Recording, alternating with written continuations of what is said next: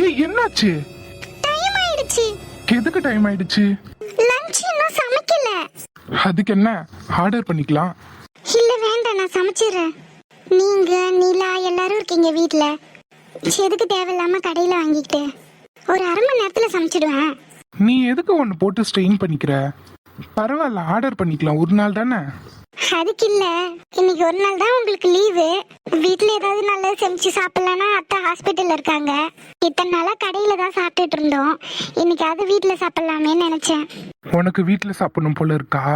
எனக்கு இல்ல, உங்களுக்கு வீட்ல சமைச்சு கொடுக்கணும்ல. அதெல்லாம் வேண்டாம், இன்னைக்கு ஒரு நாள் கடையிலே சாப்பிட்டுடலாம். அப்புறம் நாளைக்கு அம்மா டிஸ்சார்ஜ் ஆறாங்க. ஏற்கனவே நம்ம வீட்டில் இருந்த சரஸ்வதி அம்மாவை வேலைக்கு வர சொல்லியிருக்கேன். இனி உனக்கு எந்த கஷ்டமும் இல்லை. நிஜமாவா? நிஜமா தான்.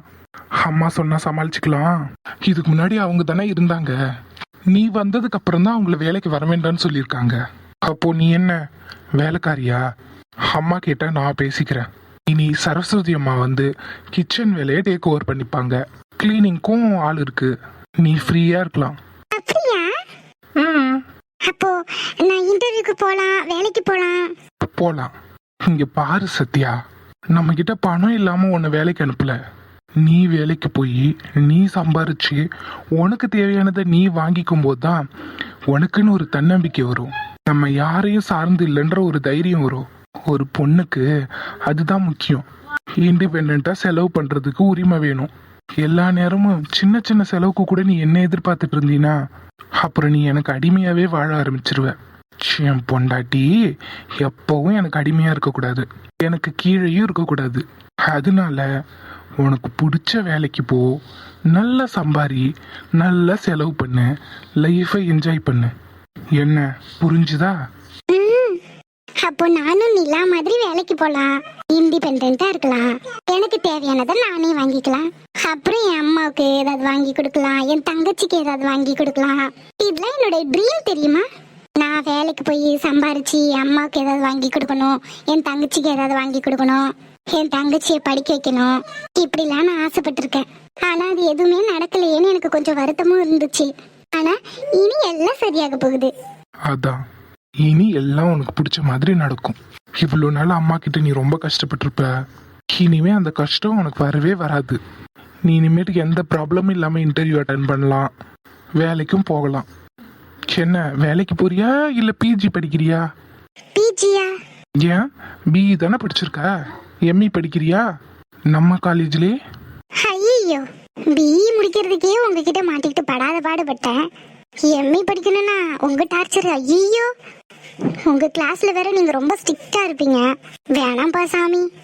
அதுல இருந்து தப்பிச்சு வந்து இப்பதான் நிம்மதியா இருக்கேன்.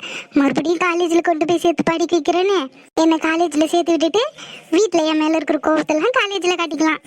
ஏன்னா அங்கதான் என்னால வாய் திறக்க முடியாது. அப்படிதானே? ஏய், அப்படிலாம் இல்ல. உனக்கு படிக்கணும்னு தோணுச்சுன்னா சொல்லு, வேலைக்கு போகணும்னாலும் சொல்லு, எதுவா இருந்தாலும் ஓகே. நான் வேலைக்கே போறேன். சரி, நாளைக்கு ஒரு இன்டர்வியூ இருக்கு, அட்டென்ட் பண்றியா? இன்டர்வியூவா?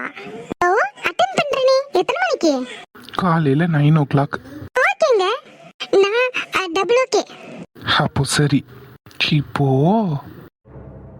என்ன இவ்வளோ பெரிய விஷயம் சொல்லியிருக்க, அதுக்கு நீங்க ஏதாவது பண்ணணுமே. கூவாத குயிலாடாத மயில் நானாக இருந்தே அந்த துணையே வந்து அணையே அந்த முள்ள சந்திரனை சொந்தம் கொண்ட சுந்தரியே. Hi ma'am. ஹலோ, டாக்டர் பிரியாவை பார்க்கணும். 11 o'clock அப்பாயின்மெண்ட் சொல்லியிருந்தாங்க. ஸோ வர கொஞ்சம் லேட் ஆயிடுச்சு. மேடம், உங்களை மேம் சொன்னாங்க. உங்க பேரு தியா தானே? ஆமா மேடம். அவங்கள பார்க்க தியான்னு ஒருத்தவங்க வருவாங்க. வந்தாங்கன்னா வெயிட் பண்ண சொன்னாம டைரக்டா உள்ள வர சொல்லுங்கன்னு சொன்னாங்க. தியான்னு சொன்ன உடனே தான் ஞாபகம் வருது, 2 நாளைக்கு முன்னாடி ஒரு சார் வந்தாரே, அவர் கூட தியா அப்படின்னு கேட்டாங்க. அந்த தியா இந்த தியாவா இருக்குமோ? இந்த மேடம் எதுக்கு ஹாஸ்பிட்டல் வராங்க? அன்னைக்கு வேற டாக்டரை பார்த்தாங்க, நேத்தையும் வந்தாங்க. நேத்து பிரியா மேம் பார்த்தாங்க, இன்னைக்கும் பிரியா மேம் பார்க்க வந்திருக்காங்க. இவங்க பார்த்தா ட்ரீட்மெண்ட்டுக்கு வர்ற மாதிரி தெரியலையே. மெடிக்கல் போய் டேப்லெட்டும் எதுவும் வாங்கல. எதுக்கு வராங்க? ஒரு சாரும் இந்த மேடம் தேடிட்டு வந்தாங்க. எல்லாம் ஒரே மர்மமா இருக்கே. இதை இந்த மேடம் கிட்ட கேட்கலாமா வேண்டாமா? Excuse me. மேடம் மேடம், நீங்க இதுக்கு முன்னாடி இந்த ஹாஸ்பிட்டலுக்கு வந்திருக்கீங்களா? ஐ மீன் 2 நாளைக்கு முன்னாடி உங்களை பார்த்தேன். நேத்தும் நீங்க வந்த மாதிரி இருந்துச்சு, இன்னைக்கு வரீங்க, அதனால கேட்குறேன். ஆமாம், நேத்தும் நான் வந்தேன், அதுக்கு முன்னாடி நாளும் நான் வந்தேன். தப்பா நினச்சிக்காதீங்க. என்ன ட்ரீட்மெண்ட்காக வரீங்க? முன்னாடி வேற ஒரு டாக்டரை பார்த்தீங்க, நேத்து எனக்கு பிரியா மேமா பார்க்குறீங்க, என்ன? அது பர்சனல். ஓ ஓகே மேடம். சரிங்க மேடம், நீங்க உள்ள போங்க. மேம் நீங்க வந்த உடனே நேரா உள்ள வந்து பார்க்க சொன்னாங்க. ஓகே.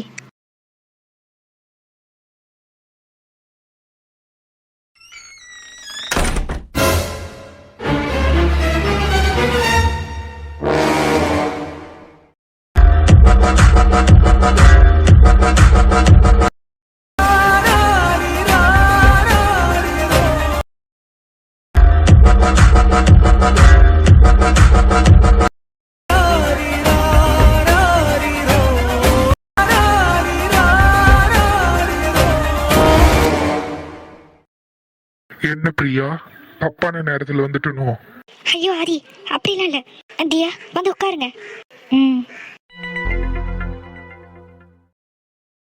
சொல்லுங்க தியா, என்ன முடிவு எடுத்திருக்கீங்க?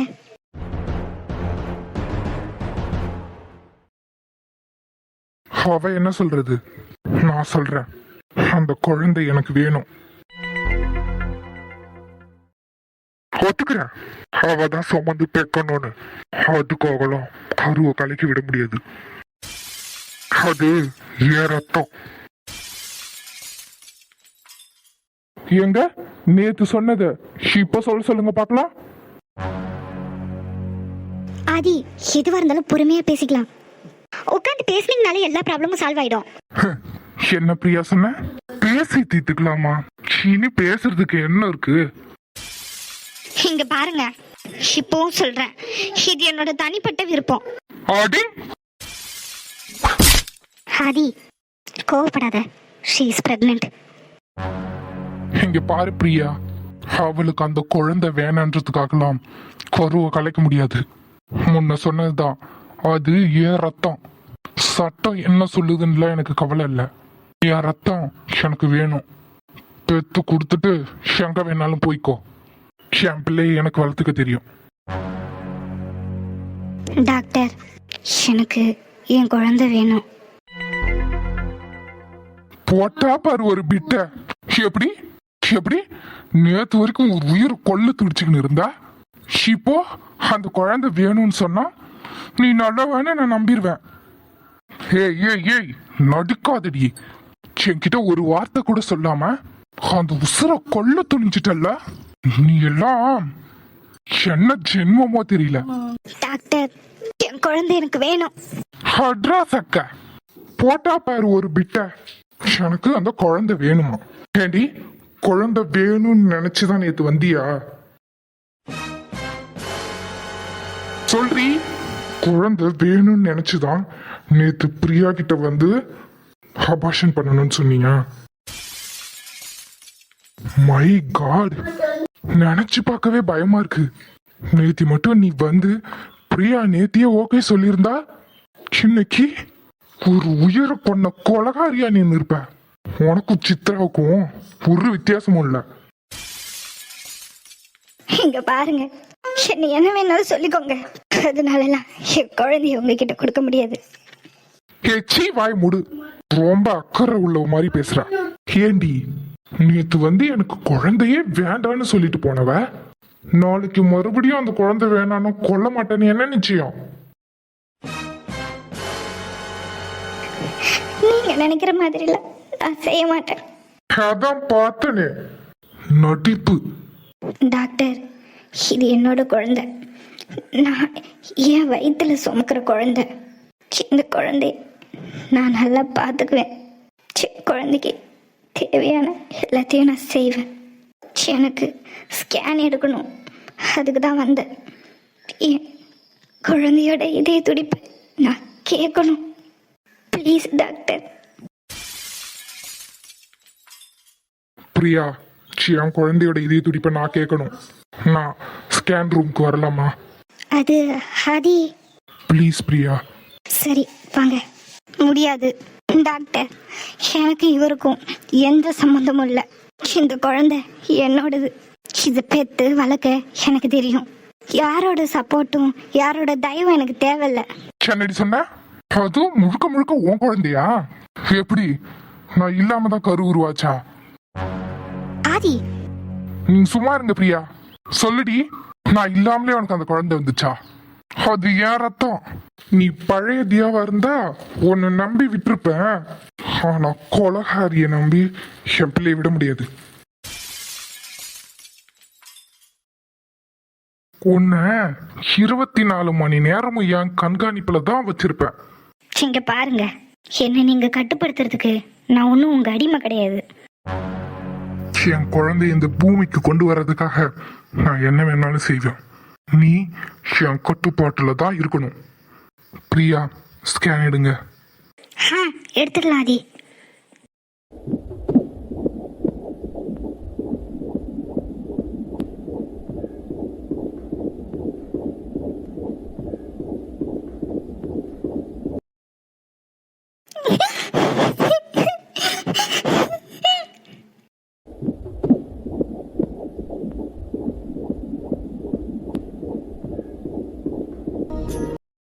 இந்த உயிரை கொல்லவனுக்கு எப்படி மனசு வந்தது? ஆதி, என்ன மன்னிச்சிருங்க. உங்க மேல எனக்கு கோவம் இருக்கு. ஏன்னா நீங்க பண்ண விஷயம் அப்படி.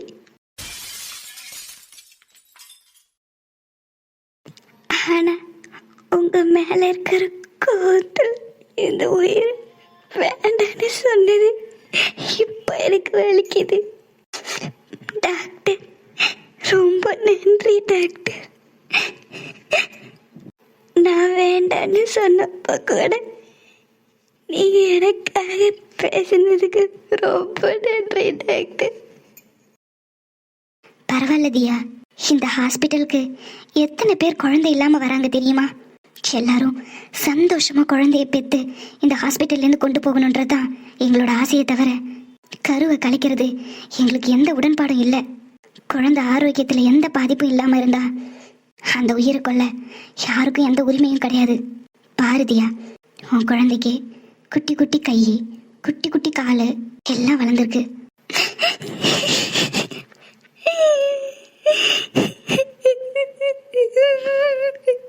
தியா, அழாத. பாரு, நீ அழுதினா குழந்தைய அழும். இப்பதான் நீ சிரிச்சு சந்தோஷமா இருக்கணும். ஆதி, இங்க பாருங்க, குழந்தையோட இதய துடிப்பு உங்களுக்கு கேக்குதா?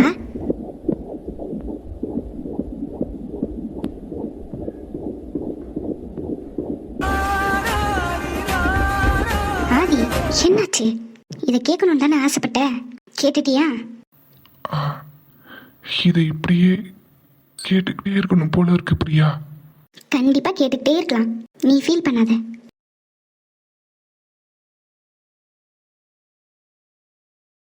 பாரு, நீ ஸ்கூல்ல இருக்கும்போது எவ்வளோ துரு துரு துருன்னு இருந்த. உன் குழந்தையும் அப்படிதான் இருக்கு, நல்லா துரு துருன்னு. குழந்தை ஹெல்தியா இருக்கா? அதுக்கு எந்த குறையும் இல்லை, நல்ல ஆரோக்கியமா இருக்கு. இன்னும் 8 மாசம்தான். அதுக்கப்புறம் குழந்தைய நீ ஓடி தான் பிடிக்கணும்.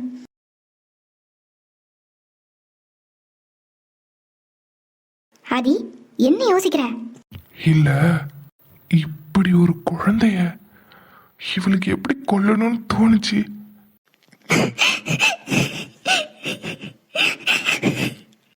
ஏய், உன்னை நான் எந்த காலத்திலையும் மன்னிக்க மாட்டேன். குழந்தைய பெத்து கொடுத்துட்டு உன் இஷ்டத்துக்கு நீ எங்க வேணாலும் போலாம். என் பிள்ளைய நான் வளர்ப்பேன். என்னைக்கு நீ இந்த குழந்தை வேண்டான்னு முடிவு பண்ணியோ அப்பவே அந்த குழந்தைக்கு உனக்குமான உறவு துண்டிச்சிருச்சு. இனி அந்த குழந்தை உன் வயிற்றுல வளருதுன்னா அது எனக்காக தான். இங்க பாரு, தயவு செஞ்சு கால வேணாலும் விழுறேன். என் குழந்தை எதுவும் பண்ணிடாத. அதையும் மீறி உன்னால என் குழந்தைக்கு ஏதாவது ஒண்ணு ஆச்சு, அதுக்கப்புறம் பாப்பேன் இந்த ஆதியோட உண்மையான முகத்தை. இங்க பார், இன்னும் 8 மாசம் என் புள்ள வந்துடும். அதுக்கப்புறம் உனக்கு கொடுக்க வேண்டியதை கொடுத்து அனுப்பிடுறேன். என் கிட்ட இருந்து டைவர்ஸ் வாங்கிக்கிட்டு நிம்மதியா போயிடு. என் குழந்தை மட்டும் வெளியே வரட்டும், டைவர்ஸ் பேப்பர் எடுத்து உன் மூஞ்சில எறிகிறேன். ஆதி, டென்ஷன் ஆகாத. நீங்க இந்த மாதிரி டென்ஷன் ஆகி கத்தி தியா அழுதாங்கன்னா குழந்தை பேனிக் ஆகும். தியா கிட்ட சாஃப்டா பேசு. இங்க பாரு ஆதி, இதுக்கு முன்னாடி எப்படி வேணாலும் நீ இருந்திருக்கலாம். ஆனா இப்போ தியாக்குள்ள உன்னோட குழந்தை இருக்கு. பேசும்போது பார்த்து பேசு. நம்ம என்ன பேசுறோமோ அதை கேட்டுதான் அந்த குழந்தை வளரும். அதனால காமா பேசு, கோவப்படாத, கத்தாத. தியாவை முக்கியமா அழ வைக்காத. அவங்க அழ அழ குழந்தை பேனிக் ஆக ஆரம்பிக்கும். அப்புறம் குழந்தை அன்சேஃபா ஃபீல் பண்ண ஆரம்பிச்சிடும். அப்படி நடக்காம ப்ரொடெக்ட் பண்ண வேண்டியது உங்களோட கடமை. நீங்களே இப்படி பண்ணக்கூடாது. ஸோ பார்த்து பேசுங்க ஆதி.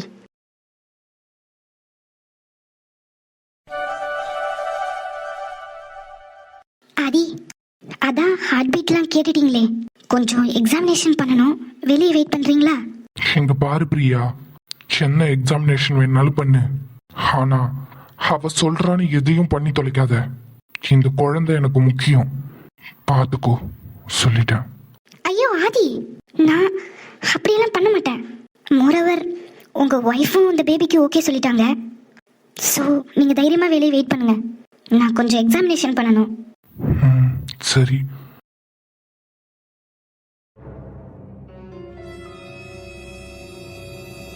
இங்க பாருங்க தியா, ஒரு சின்ன எக்ஸாமினேஷன் தான், பயப்படாதீங்க. உங்களுக்கு தெரியுமா, உங்க குழந்தை இன்னையோட 52 நாள் ஆகுது. இந்த ஸ்டேஜில் பார்த்து பத்திரமா இருக்கணும். முதல் 3 மாசம் சேஃபா இருக்கணும். புரிஞ்சுதுங்களா? புரிஞ்சுது டாக்டர். கொடுக்குற iron, folic acid tablet, calcium எல்லாத்தையும் ஒழுங்கா எடுத்துக்கணும். அப்போதான் கருவோட வளர்ச்சியில எந்த ஒரு குறையும் இருக்காது. புரிஞ்சுதா? Okay doctor. ஓகே, குழந்தை நல்லபடியா இருக்கு. இந்த 1 மாசம் போகட்டும். அடுத்த மாசம் இன்னொரு ஸ்கேன் இருக்கு. நான் டேட் கொடுக்குறேன், நீங்க வாங்க. Okay doctor. ஓகே, கிளம்பலாம். ஏய், எங்க போற? ஆதி, கையை விடுங்க. முடியாதுடி. எங்க போறேன்னு கேட்டேன். ஆதி, எல்லாரும் பாக்குறாங்க, கையை விடுங்க. என்னாச்சு? இவங்களுக்கு என்ன பிரச்சனை? இந்த சார் போகும்போதே ஒரு மாதிரி தான் போனாரு, வரும்போது இந்த மேடம் கூட சண்டை போட்டுட்டு இருக்காரு. யார் இவங்க 2 பேரும்? ஆதி, எல்லாம் பாக்குறாங்க, கையை விடுங்க. முடியாதுடி. எங்க போறேன்னு கேட்டா. நான் எங்க போவேன்? வீட்டுக்கு தான் போறேன், விடுங்க. உன் வீட்டுக்கெல்லாம் போக முடியாது. பப்ளிக்ல எதுக்கு இப்படி பிரச்சனை பண்ணிட்டு இருக்கீங்க? விடுங்க, வலிக்குது. உன்னை நான் போக விட மாட்டேன். நீ போகவும் கூடாது. இங்க பாருங்க, ஹாஸ்பிட்டலா இருக்குன்னு தான் நான் அவ்வளோ அமைதியா இருக்கேன். இல்லனா என்னடி பண்ணுவ? என்ன பண்ணுவேன்னு கேட்டா. பண்ற எல்லாத்தையும் பண்ணிட்டு நல்லவ வேஷமா போடுற. நீ ஏன் கண்காணிப்புல தான் இருக்கணும். உன்னை நான் எங்கேயும் போக விட மாட்டேன். வாடி என் கூட. இங்க பாருங்க, அவங்களோட எனக்கு எப்பயும் ஒத்து வராது. நான் தனியா இருந்துக்கிறேன், என்ன விடுங்க. ஹேய், உன் கூட வாழ ஒன்னும் ஆசைப்பட்டு உன்னை நான் கூப்பிடல. நீ எனக்கு தேவையும் இல்லை. என் குழந்தை எனக்கு வேணும். என் குழந்தைய என்கிட்ட கொடுத்துட்டு அதுக்கப்புறம் நீ எங்க வேணாலும் போய்க்கோ. எனக்கு எதை பத்தியும் கவலை கிடையாது. முடியாது ஆதி, கையை விடுங்க, வலிக்குது. ஆதி, என்ன பண்ணிட்டு இருக்கீங்க? இது ஹாஸ்பிட்டல், எல்லாரும் பார்த்துட்டு இருக்காங்க. அதுக்கு இவளை போற போக்குல அப்படியே விட சொல்றியா? எங்க பாரு பிரியா, இவளை இப்படியே விட்டா என் குழந்தையோட உயிருக்கே ஆபத்து. இவளை என்னால விட முடியாது. இன்னைக்கு கூட நான் இங்க வந்ததை அவ எதிர்பார்த்திருக்க மாட்டா. அதனால்தான் அவ எடுத்த முடிவை அப்படியே தலைகீழா போய் சொல்லியிருக்கா. இன்னைக்கு மட்டும் நான் இங்க வரல, என் குழந்தைய இவ கொண்டிருப்பா. ஆதி, அப்படிலாம் நினைக்காதீங்க. அவங்க அப்படிலாம் பண்ணியிருக்க மாட்டாங்க. அவங்களுக்கு என்ன பிரச்சனைன்னு கேட்டாதானே அது தெரியும். ஏதோ ஒரு கோவத்திலயோ இல்ல ஏதோ ஒரு வருத்தத்திலயோ அவங்க இப்படி ஒரு முடிவை எடுத்திருப்பாங்க. ஆனா எந்த அம்மாவும் தன் குழந்தைய கொல்லணும்னு நினைக்க மாட்டாங்க ஆதி. புரிஞ்சுக்கோங்க. உனக்கு தெரியாது பிரியா, எந்த ஒரு பொண்ணுக்கும் எந்த ஒரு பொண்ணும் தன் வயித்துல இருக்கிற குழந்தைய கலக்கணும்னு நினைக்கவே மாட்டா. அது ஒரு 2 வருஷமா இதுக்காக தான் காத்துட்டு இருந்தோம். அப்படி இருக்கும்போதே இவளுக்கு இப்படி ஒரு எண்ணம் வந்ததே தப்பு. ஆதி, ஹாஸ்பிட்டல் ஆதி, கொஞ்சம் பார்த்து பேசுங்க. ஒரு கொலகாரிக்கிட்ட இப்படிதான் பிரியா பேசணும். இங்க பாருங்க, நான் ஒன்றும் கொலைகாரி கிடையாது. என் குழந்தை வேண்டான்னு நினைச்சது உண்மைதான். அதுக்கு காரணம் நீங்க தான். நான் என்னடி பண்ண உன்ன? எனக்கு தெரியாம இன்னொருத்திய பார்க்க பண்ணது தப்பு தானே? சொல்லுங்க, தப்பு தானே? அதனால தானே நமக்குள்ள இவ்வளோ பிரச்சனை. இவ்வளோ பிரச்சனையில அந்த குழந்தைய நான் மட்டும் தனியா வளர்த்தா நாளைக்கு அந்த குழந்தை அப்பா எங்கன்னு கேட்கும். அதுக்காக உங்க கூட இருந்து என்னால சேர்ந்து வாழ முடியுமா? சொல்லுங்க. நீ திருந்த மாட்ட. இப்போ நீ அதை நம்புறல்ல? திருந்தாத ஜென்மம், சந்தேக புத்தி. சை, இங்க பாரு, எனக்கு ஒரு முடிவு தெரியாம உன்னை விட போறது இல்ல. மரியாதையா என் கூட வந்துரு. முடியாது, என்ன விடுங்க, விடுங்க. சரி, நீ போ. என்ன பண்ணணும்னு எனக்கு தெரியும். கிளம்புடி. ஏய், இங்க என்ன நின்னு வேடிக்கை பார்த்துட்டு இருக்க? போய் பேஷண்ட் செக் பண்ணு. Okay ma'am. ஆதி, ஏன் இவ்ளோ ரூடா பிஹேவ் பண்றீங்க? நான் தான் உங்ககிட்ட சொன்னேன்ல, ஷீ இஸ் பிரெக்னன்ட். கொஞ்சம் சாஃப்டா தான் ஹேண்டில் பண்ணணும். அவங்க வயித்துல இருக்கிற குழந்தைய பத்தி யோசிச்சு பாத்தீங்களா? இப்படி அந்த குழந்தை வைலன்ஸே பார்த்து வளர்ந்தா எப்படி ஆதி அதோட ஹெல்த் கண்டிஷன் நல்லா இருக்கும்? உங்களுக்கு தெரியாதா? இல்ல பிரியா, அவ பண்ணின தப்ப என்னால மறக்கவும் முடியல, அதை என்னால ஏத்துக்கவும் முடியல. என்ன ஆனாலும் என் குழந்தைக்கு பாதுகாப்பு முக்கியம். இவளை அப்படியெல்லாம் போக விட முடியாது. என்ன பண்ணணும்னு எனக்கு தெரியும். கவனிச்சுக்கிற அவளை.